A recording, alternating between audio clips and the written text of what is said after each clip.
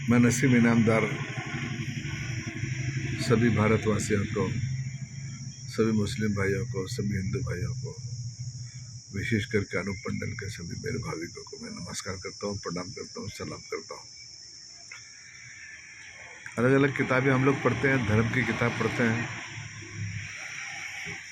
कभी कभी कुछ कर्म की किताबें पढ़ते हैं। तो जीवन हम लोग जी रहे हैं, जीवन जीने का मकसद, उद्देश्य, जीवन की कला कुछ समझ में नहीं आता कि क्या है इसका अर्थ। कुछ लोग बोलते हैं कि पिछले जन्म के कर्म इस जन्म में भोग रहे हैं, और जो पिछले जन्म में पाप किया है वो इस जन्म में आपको सुख भी भोगना है। पिछले जन्म में अगर अच्छा काम किया है तो सुख भोगो, खराब काम किया है तो दुख भोगो। कुछ लोग कहते हैं कि इस जन्म में भी अच्छे काम करो तो अच्छा फल मिलेगा, खराब काम करो तो खराब फल मिलेगा। चलो ये तो ठीक है कि खराब कर्म का फल खराब होगा, तो डर के मारे आदमी अच्छे कर्म करे ताकि अच्छा फल भोगने को मिले। मगर पिछले जन्म में किया है इसलिए जन्म में भोगना पड़ेगा। पिछले जन्म में हमने क्या किया क्या नहीं किया हमको क्या पता। चलो ठीक है, इस जन्म में अच्छा काम करने की कोशिश करेंगे। कुछ लोग कहते हैं कि मालिक सब करता है, पत्ता भी टूटता है तो मालिक के हुक्म से टूटता है, पत्ता हिलता भी है तो मालिक के हुक्म से हिलता है। सब मालिक करता है, सुख भी मालिक देता है, दुख भी मालिक देता है, मालिक जिलाता है।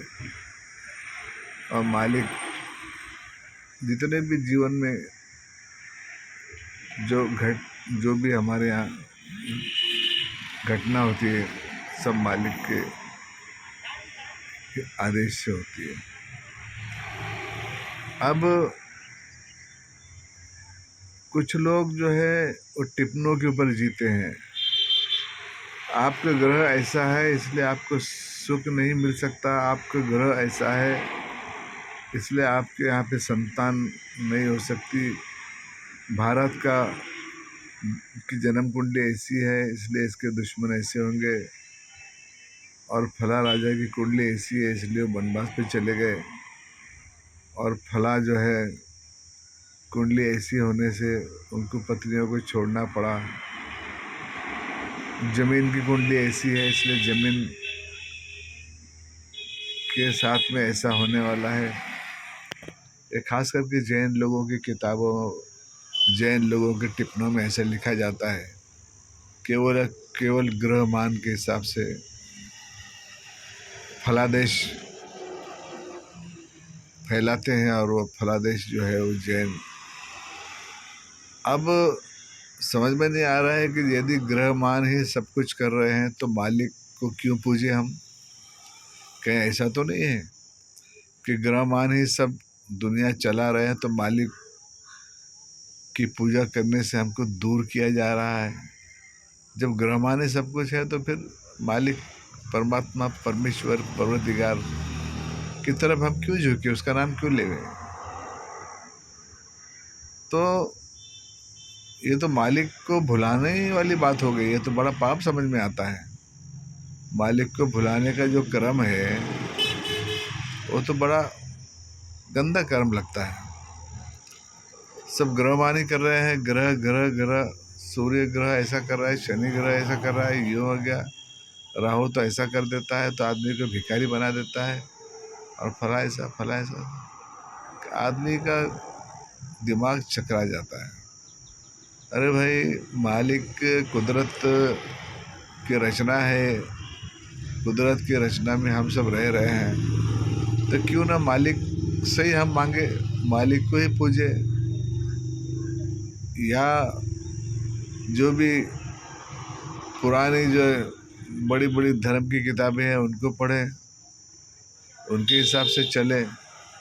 राक्षसों ने कैसा चलाया दुनिया को, फिर राक्षसों का नाश कैसा किया, तो आज कौन राक्षस है उसको पकड़ो, और फिर जो है वो हिसाब से सुख में बाधा कौन डाल रहा है उसको देखो।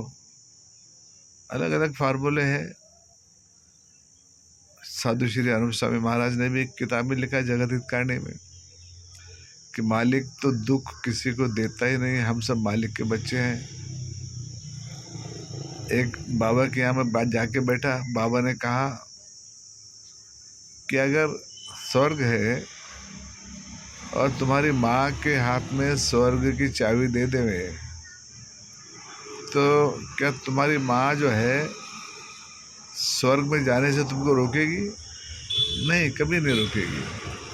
क्यों? क्योंकि माँ है। माँ चाहेगी कि जितना अच्छे से अच्छा सुख मेरे बच्चे को मैं दे पाऊँ, स्वर्ग से भी ज़्यादा तो मैं दे दूंगी। ये माँ की नियत होती है, माँ का प्रेम होता है। तो कई किताबों में लिखा है कि जो मालिक परमात्मा परमेश्वर है उसका प्रेम जो है 70 माओं से ज़्यादा है, तो भला वो अपने बच्चे को, अपने बंदे को दुखी कैसे कर सकता है? फिर भी हम लोग दुखी होते हैं, दुखी रहते हैं। उसका कारण साधु श्री अनूप स्वामी महाराज ने बताया कि आपकी बुद्धि को भ्रष्ट कर दिया जाता है।